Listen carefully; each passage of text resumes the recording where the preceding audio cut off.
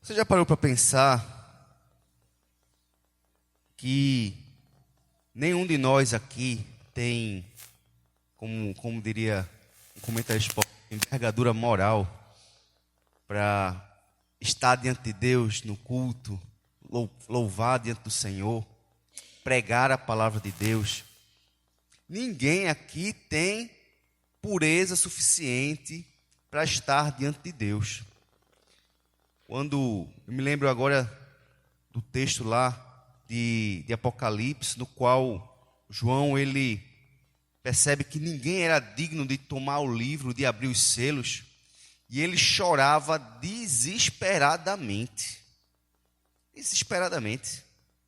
porque ele entendia que ele não era digno, que por causa daquilo ninguém poderia estar diante de Deus, ninguém poderia interceder diante de Deus, ninguém poderia pagar o preço diante de Deus, porque todos somos pecadores. E ele se desesperou, e ele chorava grandemente.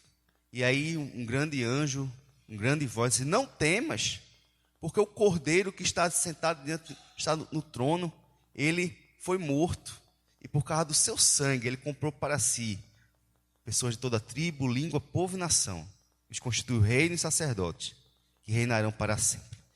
E ali parece que então eu imagino o coração de João ao ouvir aquilo: não temas, porque o cordeiro pagou o preço, o cordeiro é digno. E ele então diz: porque ele pensou ali naquele milésimo de segundo: eu vou passar a minha eternidade no inferno. Ninguém, irmãos, é digno. Ninguém é digno. Todos nós somos pecadores e não podemos estar diante de Deus, porque todos nós temos, como diz a palavra, sangue nas mãos, no sentido de todos nós temos falhas. Mas interessante é que, apesar de todos nós termos falhas em várias áreas, diversas áreas, uns numa área, outros em outra, mas todos nós somos fracos diante de Deus. Mas todos nós, apesar de sermos atacados por Satanás, que muitas vezes joga na nossa cara o nosso pecado, e que diz assim: olha, você não é digno nem de... Como é que tu vai para o culto se tu assim fizesse? Se tu isso, aquilo outro falasse? E aí você diz assim: eu não sou digno. Muitas vezes nós estamos sendo acusados, estamos engolindo a corda de Satanás, mas muitas vezes nós somos os acusadores do nosso irmão. Se tu não é digno por isso. Me lembro de um caso que aconteceu quando uma irmã da igreja da Madalena, na época, foi acusada diretamente pela boca de Satanás. Essa irmã, ela tinha acabado de voltar para a igreja, tinha passado um tempo afastada. E nesse dia, ou ela tinha acabado de voltar, há poucos dias que ela tinha voltado, aconteceu num culto de oração, depois do culto de oração, um caso de uma possessão demoníaca ali na lateral da igreja da Madalena. Um jovem que na época, inclusive eu tentava discipular ele, ou tinha começado a fazer alguns estudos com ele, e esse jovem, ele tinha problemas de ordem sexual. E esse jovem, ele estava ali sentado, tinha uns bancos assim na lateral, ele estava sentado, conversando, um bocado de gente. E ele sentado do meu lado, e a gente conversando, e eu disse assim: olha, mas... E ele tinha acontecido outros casos dele ter ficado possesso. E ali a gente conversando, disse: olha, mas se o Espírito Santo de Deus, dizendo para ele, se o Espírito Santo de Deus habita no teu coração, na tua vida, o diabo, ele não pode entrar. Aí em determinado momento da conversa, ele olha para mim, muda a voz e diz assim: você pensa que sabe muito, você não sabe de nada. E aí ele se levanta, e eu percebi então que ele estava novamente endemoniado, e ele parte para correr para a rua, né? Quando ele parte para correr para a rua, como que ele disse: eu vou me jogar na frente de um carro. A primeira coisa que eu pensei, eu segurei ele pelo braço, puxei de volta, ele já caiu sentado novamente. E aí eu olhei para o lado assim. Quem estava do meu lado é Max, inclusive encontrei esse Max essa semana. Esse Max está endemoniado. Aí Max levantou-se assim, arregalou o olhão assim, E foi uma agonia, porque ele levantou-se novamente, cada um pegou nele, a gente não sabia nem o que fazer direito. Eu sei que parece que deram uma rasteira nele, botaram ele no chão. Era um segurava no braço, outro segurava no outro braço, um sentava no meio, eu sentei no meio assim, ele com a barriga para baixo, eu sentei em cima dele, e todo mundo orando. Olha, eu sei que foram umas 6 pessoas para segurar o cabra, ele no chão, se contorcendo e falando um monte de coisa. E aí chegou uma hora que essa irmã, ela chegou assim no ouvido dele, assim, começou a orar e repreendendo assim no ouvido dele. Aí ele olhou para ela assim, ele parou, olhou para ela e disse assim, aí xingou ela, eu sei quem você é, eu sei o que você tem feito. E aí a reação dela foi perfeita. Sim, eu sei também, mas o sangue de Jesus Cristo me cobre todo pecado, e você não tem direito de me acusar. E ali foi glória, e a partir daquele momento ali a chave virou, e ali começou então, foram 7 demônios, a gente viu mesmo que foram 7 momentos que ele se levantava, e aí quando saía um, ele, como se estivesse querendo tornar, aí começava de novo. Aí na parte daquele momento ali, demônio após demônio foi saindo, e ali então, depois do 7º, eu fiquei contando, inclusive, depois do 7º, ele foi então liberto, pelo menos momentaneamente. Depois, eu não sei mais, perdi contato com ele. Mas, a partir daquele momento ali, daquela virada de chave, em que ela disse assim, mas o sangue de Jesus Cristo me liberta e me perdoa de todo pecado. A partir daquele momento ali, o negócio virou. É exatamente isso, irmãos. O inimigo, ele se volta para a gente.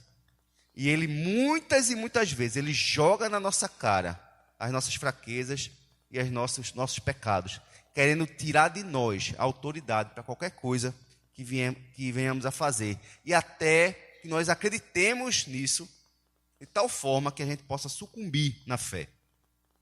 E o texto que a gente vai ler hoje fala exatamente da ação de Satanás querendo acusar o povo de Deus. Abra, por favor, então, Zacarias, no capítulo 3, vamos ler do versículo 1 ao 7. Zacarias 3, do 1 ao 7.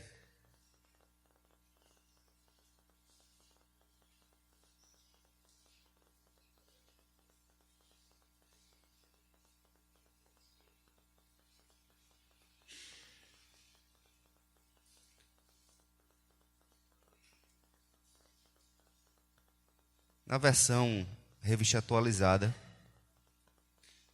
diz assim: Deus me mostrou o sumo sacerdote Josué, o qual estava diante do anjo do Senhor, e Satanás estava à mão direita dele, para se lhe opor. Mas o Senhor disse a Satanás: O Senhor te repreende, ó Satanás. Sim, o Senhor que escolheu a Jerusalém te repreende.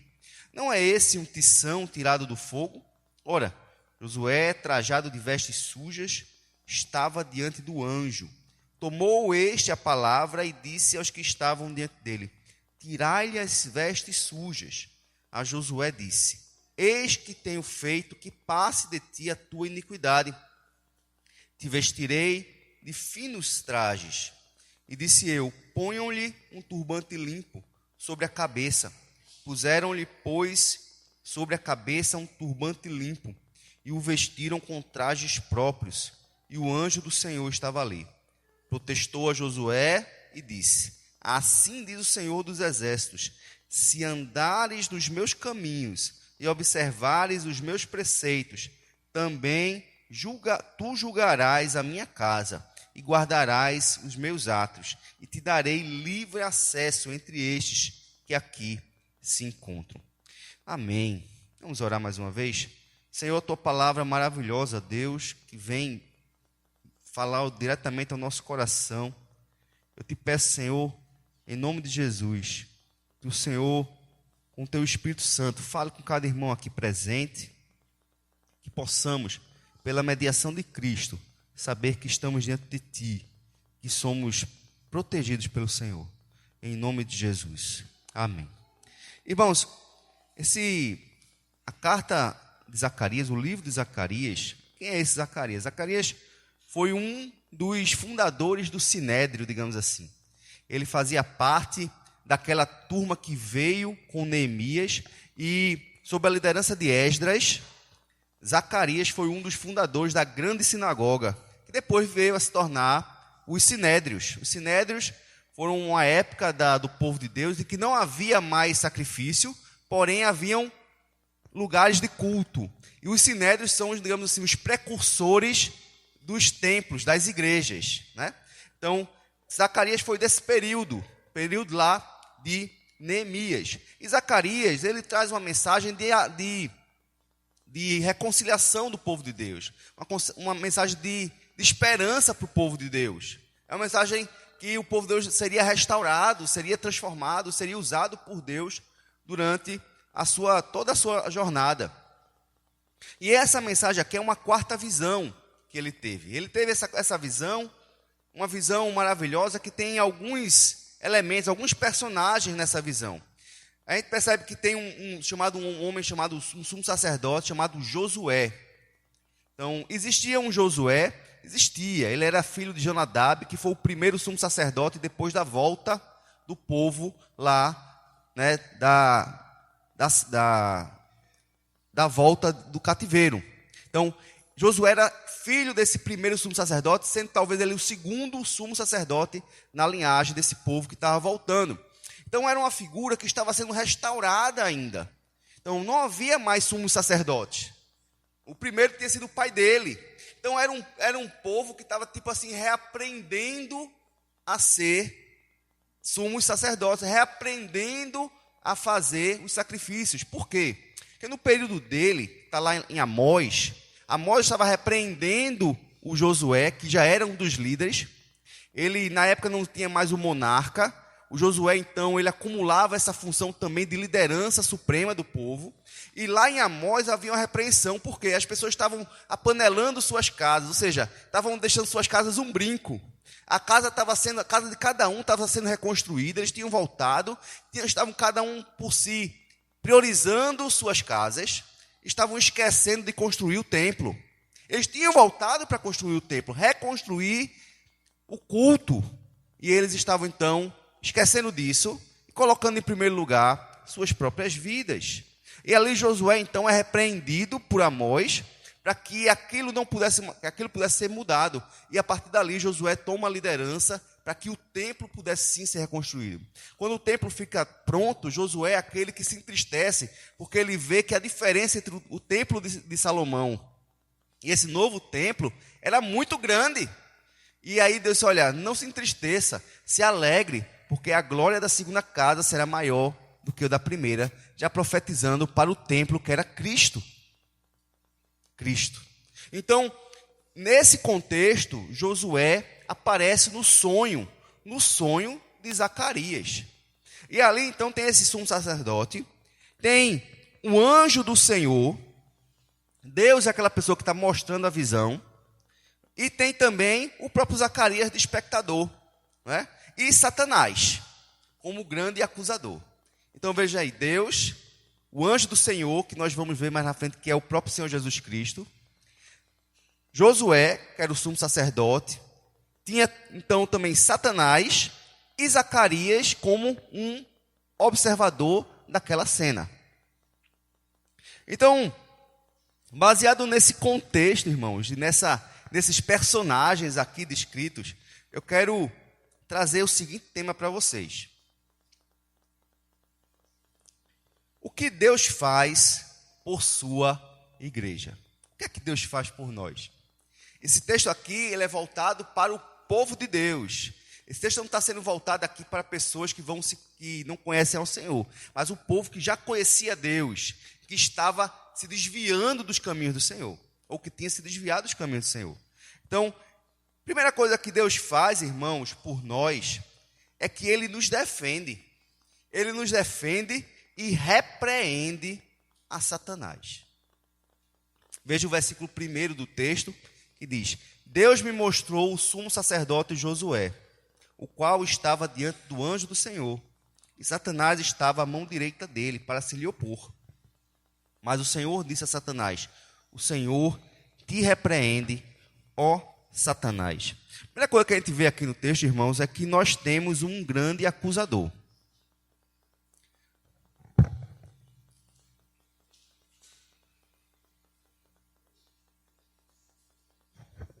nós temos, irmãos, um acusador do povo de Deus. Por que eu digo isso? Porque aqui Josué, ele era o sumo sacerdote. Mas não é aqui necessariamente o homem Josué.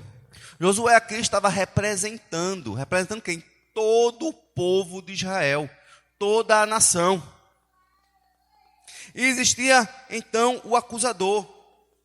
O anjo do Senhor estava diante de Deus e o Satanás estava à mão direita para se lhe opor, para opor-se ao anjo de Deus e para opor-se ao próprio Josué, que representava todo o povo de Deus.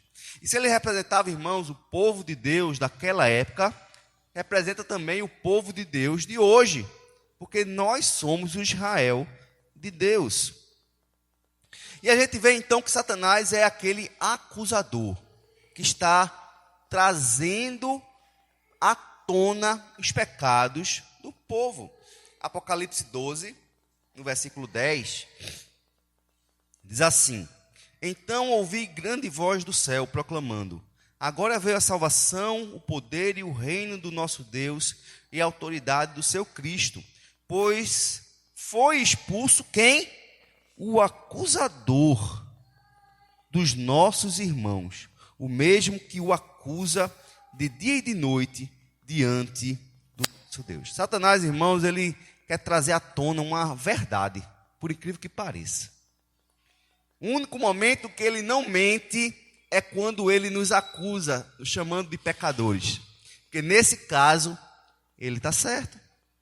E o que ele quer dizer é assim, ó, esse povo, ele não tem o direito de representar o Senhor diante de todas as nações, porque esse povo é pecador. Mas o texto nos mostra que o Senhor, ele nem espera a Satanás falar nada, porque simplesmente a presença dele já é uma presença de acusação. Não tem gente, né, que quando chega, é aquele peso já, você já sabe que o cara chega ali para acusar e para bagunçar. Você já sabe que ele está ali para... Então a presença de Satanás já é a própria acusação em pessoa. Não precisa nem dizer o que ele estava fazendo ali.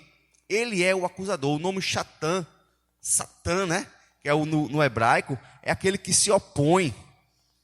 É aquele que está ali para se opor e acusar o Josué, o povo de Deus. E é esse mesmo que acusa os crentes aqui de dia e de noite. No texto que nós lemos em Apocalipse 12, 10, os anjos estavam proclamando, porque no exato momento que Cristo morre e rasga-se o véu, Satanás ele é expulso do céu. Porque ali ele perde toda a sua força. Por quê? Porque o sangue do Cordeiro tinha sido derramado e tinha então tirado toda a força de Satanás, porque os crimes, os pecados cometidos por aquele povo agora estavam pagos. Satanás agora não teria mais motivo nenhum para acusar, porque estava tudo pago. Lá em 1 João 2:1, vai falar justamente que nós temos o acusador, o advogado, né, de acusação, mas também nós temos o promotor, aquele que vem nos defender. E diz assim: filhinhos meus filhinhos, escrevo-lhes essas coisas para que vocês não pequem. Mas se alguém pecar, temos advogado junto ao Pai, Jesus Cristo, o justo. Então esse anjo do Senhor aqui é justamente o advogado naquele grande tribunal ali. O pecado de Josué era claro, a gente vai ver daqui a pouco. Satanás estava acusando, mas nós temos um advogado. Nosso advogado foi aquele mesmo que pagou a dívida. Olha, você não pode mais acusar, porque eu já paguei a dívida de Josué. Não tem mais para quê. E ele diz assim: o Senhor te repreenda. O Senhor te repreenda. Lá em Salmos 5:11, fala justamente que o Senhor nos defende. Veja: regozijem-se todos que confiam em ti, folguem de júbilo para sempre. Por quê? Porque tu os defendes. Em ti se gloriem os que amam o teu nome. Irmãos, por que nós devemos nos regozijar? Nós cantamos que nós temos mais de 10.000 razões para te adorar. Veja, irmãos, aqui diz assim, que nós temos que nos regozijar em Deus. Nós temos que folgar de júbilo para sempre, porque Ele nos defende. Ele nos defende do acusador. Tem a musiquinha, Ele nos defende do acusador. É verdade. Nós temos um advogado lá no céu que nos defende. Irmãos, temos que soltar fogos por isso. Temos que jubilar, pular de alegria, acordar todos os dias cantando 10.000 razões para te louvar. Porque se nós não tivéssemos advogado, estaríamos perdidos, porque nossos pecados são patentes, latentes, claros. Não tem como nós mesmos nos defendermos. Uma pessoa que morre sem Cristo, que não confia em Cristo, ele já está julgado, ele já está condenado. Porque diante de Deus não tem como ocultar os pecados dele. A ficha criminal dele é clara. Não é como aqui no mundo, que chega um advogado e diz, esse aqui ele fez tal crime. Aí o outro lá, o defensor, usa um argumento, usa outro argumento. Não, porque prescreveu. E aí, como prescreveu, já passou o tempo. Aquele crime que foi feito, foi provado, não tem mais validade. Ele foi um criminoso, ele cometeu o delito, mas prescreveu. Prescreveu, pronto. Não interessa se ele fez ou se ele não fez, já prescreveu, está solto. Mas diante de Deus, irmãos, nada prescreve. Nada que a gente já fez vai prescrever. Aqueles que estão em Cristo, que confiam em Cristo, tudo foi pago. Mas aqueles que não estão em Cristo, nada prescreve. Tudo vai ser puxado e não tem como fugir de dizer que não foi feito, porque foi. Por isso que João, quando ouviu que ninguém era digno, ele caiu em choro desesperado. Ele disse, vou passar minha eternidade no inferno. Eu sou um pecador. Mas nós, irmãos, temos que jubilar. 10.000 razões para te adorar. Porque o Senhor nos defende. Ele nos defende. O segundo ponto, irmãos, é que Ele escolhe e salva a sua igreja da condenação eterna. A primeira coisa que Deus faz é nos defender. A segunda coisa é que Ele nos salva. Escolhe e salva da condenação. Na parte B do versículo 2 diz assim, sim, o Senhor que escolheu Jerusalém te repreende. O Satanás, que o Senhor te repreenda. Tu estás aqui para acusar, mas o Senhor te repreende. Você está repreendendo o povo de Deus? Deus escolheu esse povo. O Senhor é quem vai te repreender, porque hoje você quer acusar aqueles que foram lavados e remidos no sangue de Jesus, que não tem mais pecado. Então o Senhor, tu é que és digno de repreensão. E Satanás sabe disso. Satanás sabe que o povo foi escolhido, que nós fomos escolhidos. Ele sabe que fomos lavados. Ele sabe que fomos remidos. Que nossos pecados foram cobertos. Mas insistentemente ele continua a nos acusar. Então Deus se levanta contra Satanás. O Senhor te repreenda, ó Satanás. Romanos 8:1. Agora, pois, já nenhuma condenação há. Para quem? Para todos? Não. Mas para os que estão em Cristo Jesus. Irmão, se você está em Cristo Jesus, é porque uma coisa aconteceu com você. É o que diz lá o Salmo 40, no versículo 2.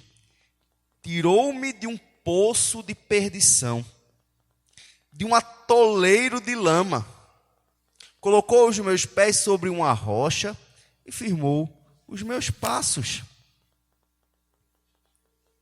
Não tem esse que tenha sido salvo, que não tenha sido retirado desse poço de perdição.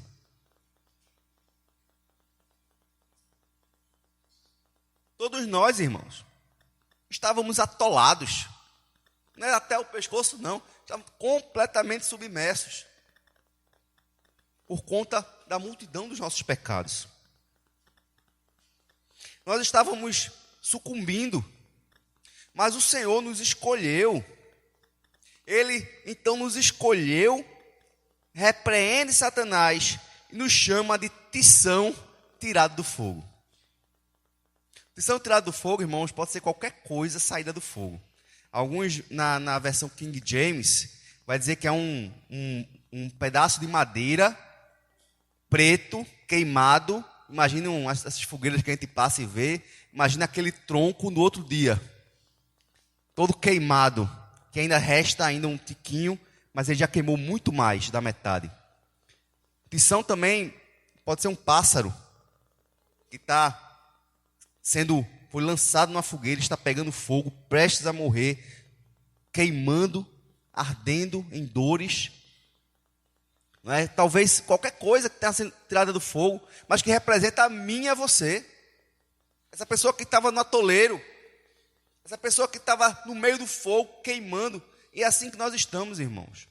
Todos nós, toda pessoa que não conhece ao Senhor, ela está prestes a ser lançada no inferno a qualquer segundo. Por quê? Porque quem não conhece ao Senhor pode morrer a qualquer momento e está a um segundo do inferno. Ela está a um segundo de queimar eternamente. Então essa pessoa, ela já é um tição que está dentro do fogo. E essa pessoa, se Deus não intervir, ou intervier, e não remover esse ser do meio do fogo, ele vai sucumbir. E o fogo aqui ainda é um fogo que se acaba dessa terra. Mas o fogo do porvir é um fogo eterno. Então Deus, ele nos tirou literalmente do inferno. Deus nos tirou do inferno. Deus nos tirou dessa condenação eterna. Ele tirou a gente desse tremendal de lama, dessa areia movediça, que chama-se os nossos pecados, que nos puxam para baixo cada vez mais. Ele não só fez isso, irmãos. Ele colocou os nossos pés numa rocha e firmou os nossos passos. Transformou a nossa vida. Tem atuado diariamente em nossos corações, nos purificando de todo pecado, e já não há condenação mais para quem está em Cristo Jesus. Aleluia! Louvado seja Deus, Satanás já está repreendido. Quando ele joga algo na sua cara, você pode repetir esse texto bíblico: o Senhor te repreenda, ó Satanás. O Senhor te repreenda. Não é você que repreende. Lá em Judas, você vai ver que o anjo, ele não tem autoridade, ele não tem coragem assim, eu te repreendo, Satanás. Mas ele diz a mesma coisa, essa frase: o Senhor te repreenda, ó Satanás. Na luta que havia pelo corpo de Moisés, né? Judas retrata essa passagem, e o anjo, né? O arcanjo Miguel, diz assim: o Senhor te repreenda. Não somos aqueles que temos autoridade no sentido de bater de frente com Satanás, no sentido de nós temos autoridade em nós mesmos. Não. Na terça-feira eu estava falando, acho que foi terça-feira que eu falei, hoje ele é um pastor, hoje é deputado, e que ele dizia assim, que determinados demônios, ele não precisava nem do nome de Jesus para expulsar, não, era no nome dele mesmo. Né? Esse é tão fraquinho que eu vou expulsar no meu nome mesmo, sabe? Então, não temos essa autoridade em nosso nome de jeito nenhum, mas podemos sim, em nome do Senhor, repreender. Então, ele diz assim: o Senhor te repreenda da tua acusação contra mim, te repreenda das tuas ações na minha vida, na vida dos meus irmãos. O Senhor te repreenda, ó Satanás. Louvado seja Deus por isso, porque Ele nos salvou. Terceira coisa, irmãos, que o Senhor fez por sua igreja, é que Ele nos purificou do nosso pecado. Estamos limpos, irmãos, do nosso pecado. Deus, quando olha para a gente hoje, Ele não nos vê como outrora. Lembre de você antes. Lembre do velho eu. Lembre de quem você era antes de conhecer ao Senhor, sujo pelo pecado. Hoje Deus não te vê mais daquele jeito.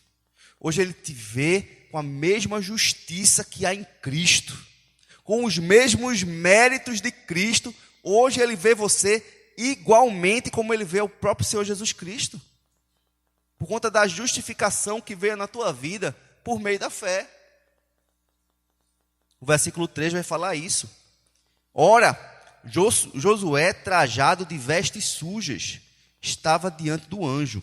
Veja, Josué tinha sido tirado do fogo. Qual era a cor da roupa de Josué? Preta. Imagina uma pessoa que estava no fogo. Como é que ele sai? Todo sujo de cinza, de fogo, queimado, ferido, literalmente. Suas roupas todas queimadas, rasgadas. Imagina um sumo sacerdote, alguém que representava Deus diante do povo e o povo diante de Deus. E esse homem era um homem sujo, era um homem podre, com roupas rasgadas, queimadas. Tomou o anjo, tomou a palavra e disse aos que estavam diante dele: tirai-lhe as vestes sujas. É como se tivesse outros anjos ao redor. A gente vê lá quando na história de Jó, que Satanás diante do trono havia os outros anjos, né? E parece que então esse anjo, que é Cristo, diz assim, toma a palavra com autoridade, olha para os outros anjos e diz: tirai-lhe as vestes sujas. A Josué disse: eis que tenho feito que passe de ti a tua iniquidade, e te vestirei de finos trajes. Ele não só estava sendo despido daquela velha roupa rasgada e suja, mas ele estava sendo vestido novamente. Olha, Deus, ele é especialista em nos vestir. Deus, ele é especialista em colocar novas roupas em nós. A Bíblia fala disso várias vezes. Roupas limpas, roupas de honra. Ele é especialista em purificar o nosso pecado, em passar de nós o nosso pecado, tirar da nossa conta os nossos erros. Isaías, no capítulo 6, versículo 7, é um texto que eu amo e falo quase que todo sermão. Vou pegar aí um retrospecto dos meus sermões, eu acho que Isaías 6, 7, está em quase todos. Com a brasa tocou a minha boca e disse: eis que esta brasa tocou os seus lábios, a sua iniquidade foi tirada.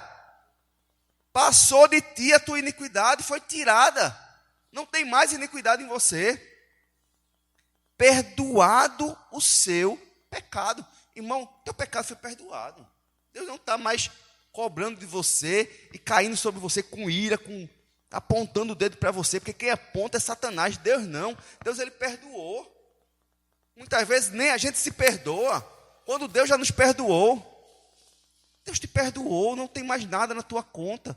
Teu saldo está positivo, porque o teu mérito agora, como eu falei, é o mérito de Cristo. Foi o estudo de terça-feira. Quem não está vindo na terça-feira, tem perdido. Tem perdido de crescer e de aprender. Então, nossa iniquidade, irmão, foi tirada, passou de nós. Mas ele não só faz isso, mas hoje ele intercede por nós. São as perguntas feitas lá em Romanos 8, 33 e 34. Quem tentará acusação contra os eleitos de Deus? Nem Satanás, porque ele diz assim: é Deus quem os justifica. A outra pergunta: quem os condenará?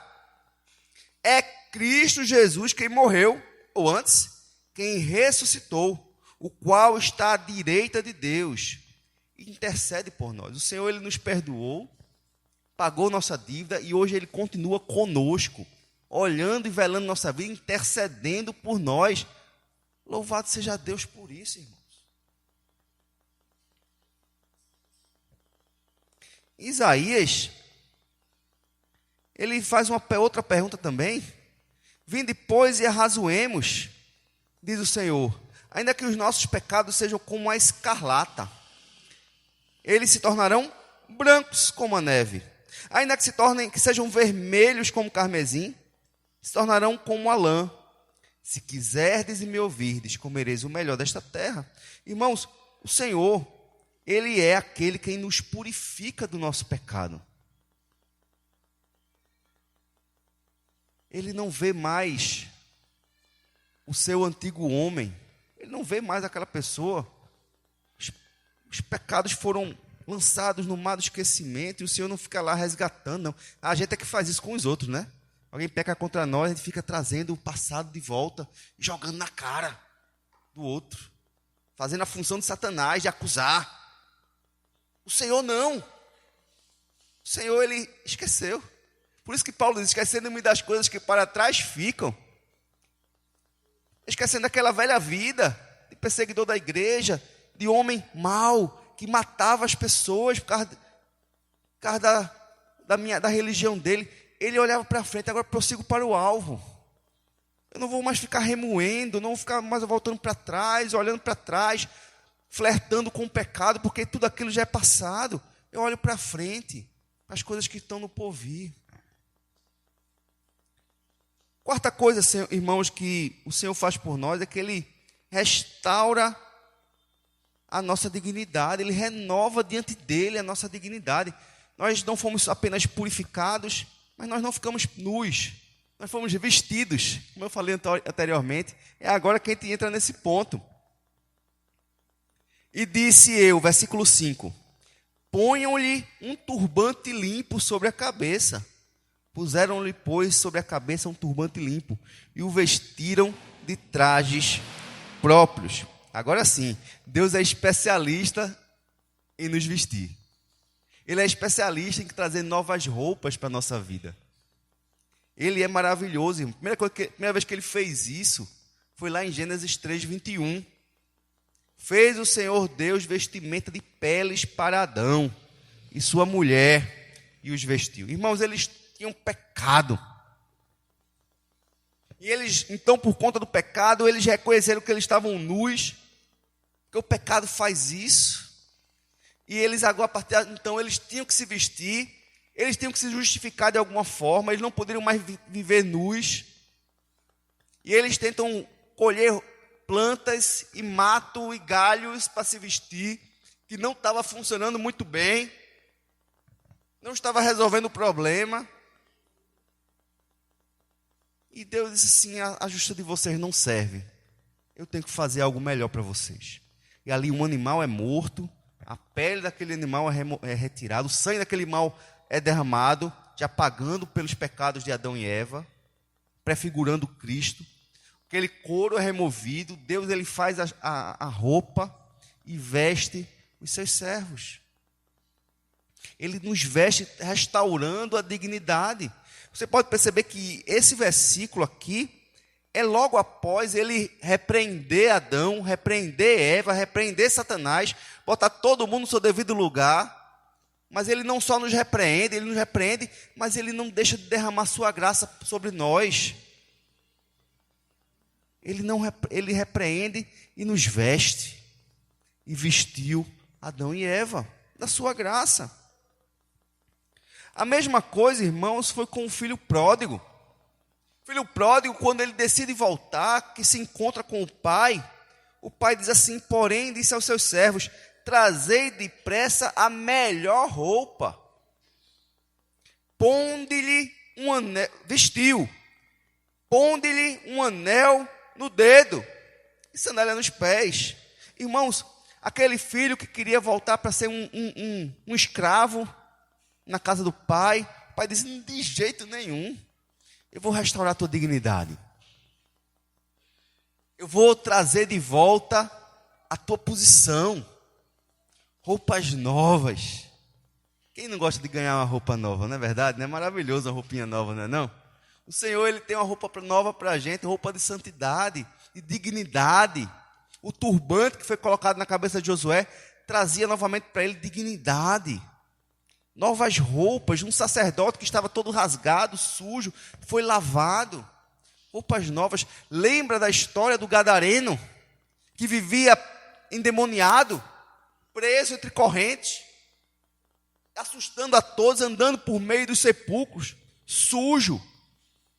E ali o Senhor repreende, sai tanto demônio que enche uma manada de porco.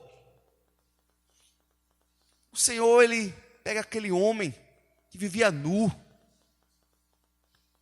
manda dar um banho, manda vestir de novas roupas, novas vestes.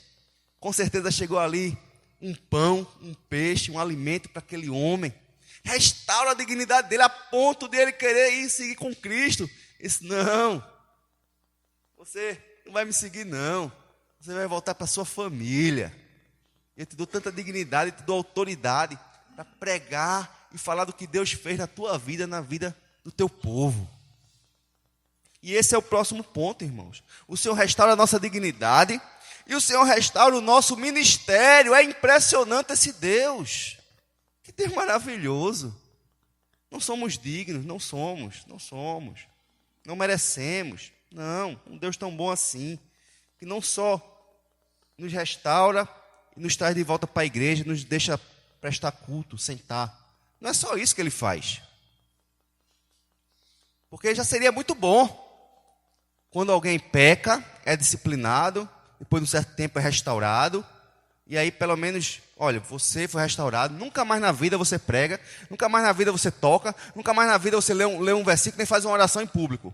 Mas eu vou deixar você aqui no banquinho, aqui, você vai poder vir prestar culto. Você já tem que dar dando glória a Deus e agradecendo. Mas o Senhor não faz só isso, irmãos. O Senhor restaura a dignidade e restaura o ministério do povo de Deus. Foi isso que Ele fez com Josué. Veja o versículo 6. Diz que Ele protestou a Josué, ou seja, repreendeu Josué também.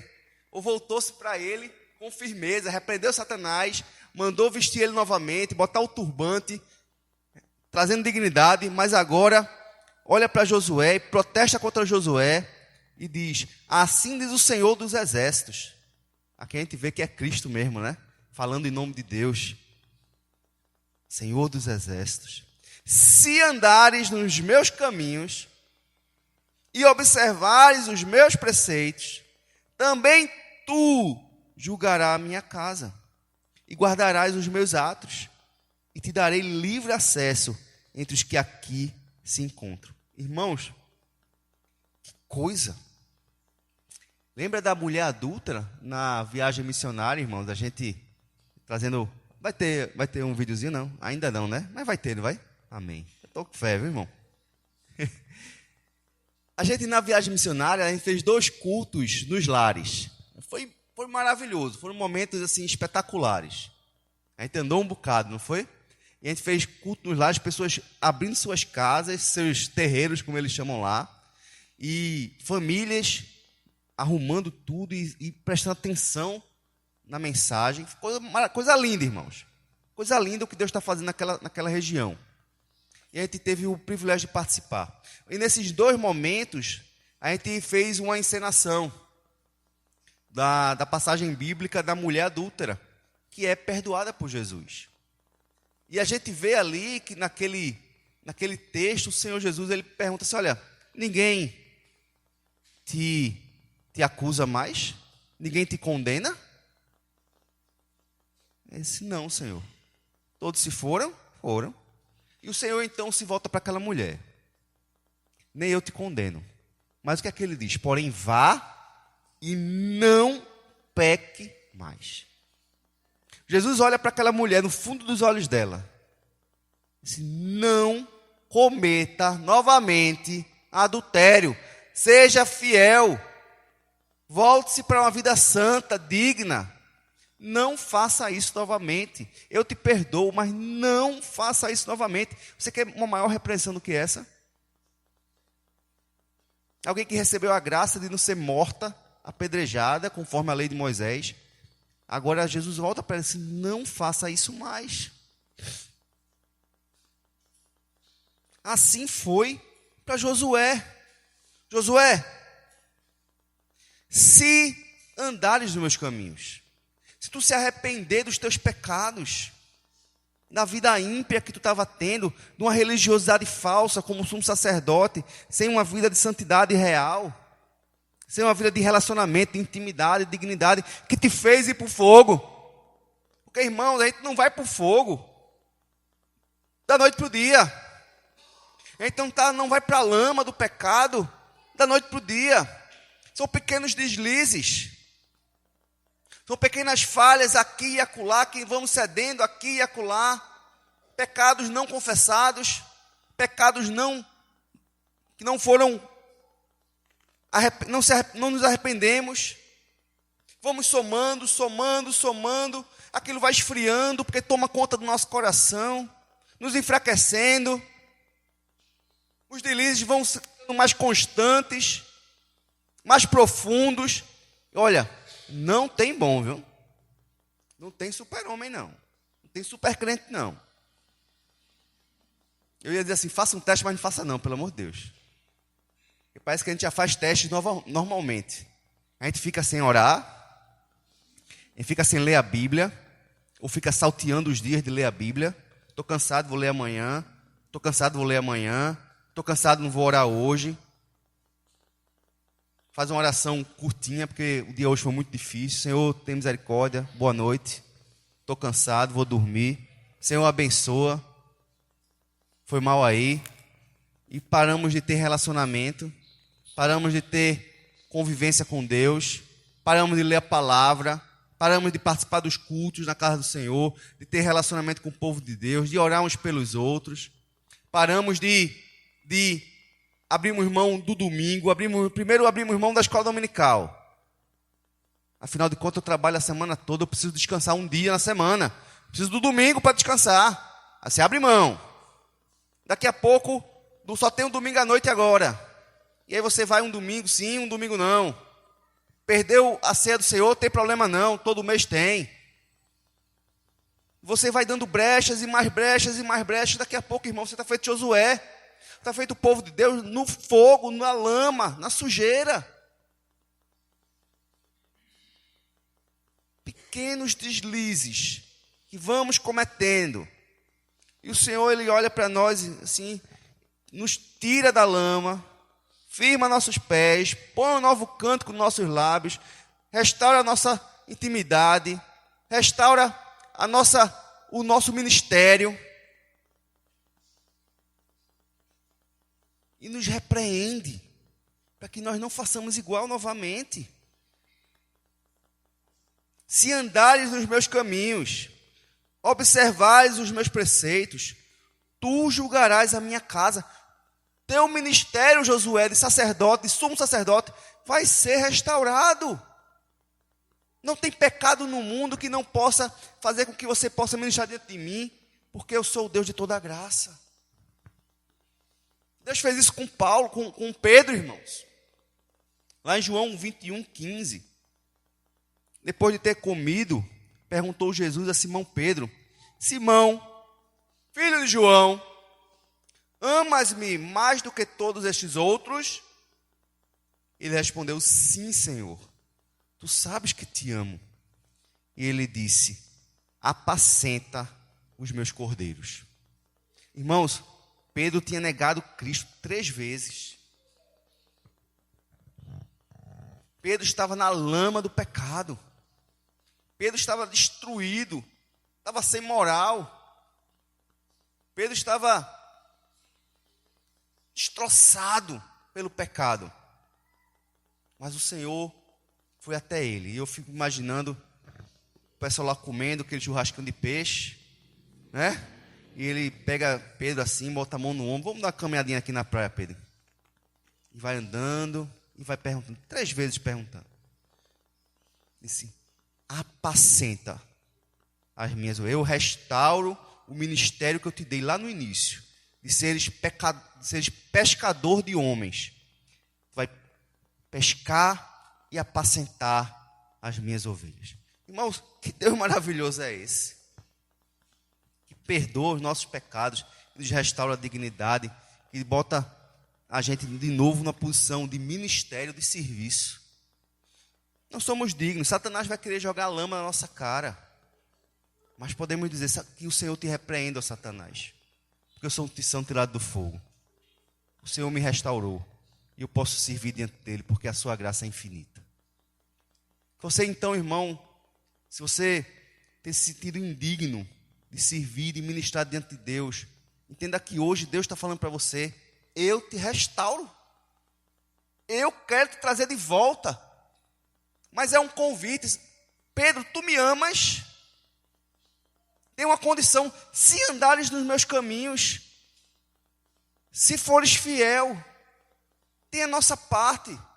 Precisamos andar de forma diferente como fizemos antes, mas o Senhor está nos chamando para um novo recomeço. Louvado seja Deus por isso. Temos que tomar uma posição, irmãos, de sim, Senhor, eu te amo. Tu sabes que eu te amo. E Jesus nos chama para voltar para o ministério, para o serviço. E, irmãos, se você se sente hoje perdoado por Deus, restaurado, resgatado pelo Senhor, para voltar a servir a Deus, desafiado a voltar a servir a Deus, com o coração limpo, por causa do sangue do Cordeiro, por conta da graça de Deus, que você também possa ser, não uma boca acusadora para o seu irmão que pecou, mas que você possa ser a extensão da graça de Deus, como alguém que vai ser um instrumento do Senhor para restaurar a vida da pessoa, mostrando a palavra de Deus para ele, falando desse Deus maravilhoso, grandioso, que nos resgata desse tremendal de lama. Amém, irmãos? Que possamos ser bênção e ser usados por Deus para restaurar outras vidas, mas chamando sempre para uma nova vida, para um novo recomeço, uma nova posição. Amém? Baixe sua cabeça agora, tenha um tempo de oração diante de Deus, converse com o Senhor, o seu Senhor, que hoje te chama para uma vida, para um novo recomeço. Como Josué, como o povo de Deus daquela época, nós somos restaurados hoje para um novo recomeço. Ore diante de Deus, coloque sua vida diante do Senhor, confesse seu pecado, peça perdão e receba de Deus a graça da reconciliação.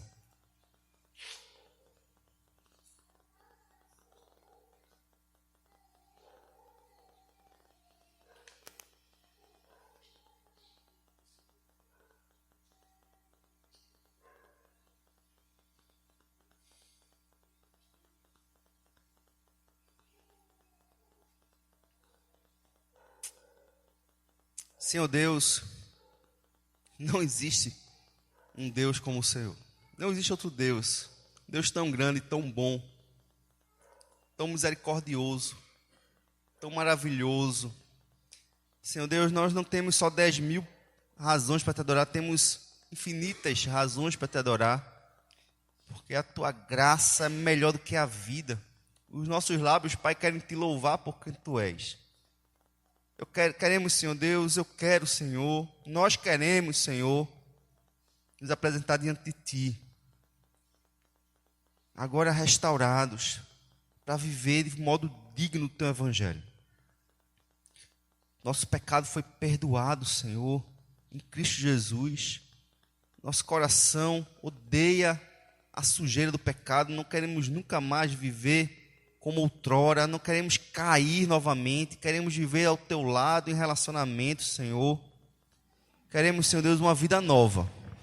Que o Senhor nos ajude, nos sustente, nos fortaleça, nos purifique e restaure o nosso ministério, Senhor, para que sejamos boca do Senhor nesse mundo, para glorificar o Teu nome, Senhor, e falar da salvação que há em Cristo Jesus, que nos alcançou, para todos que nós encontrarmos.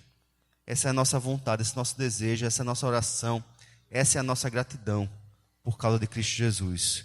Amém.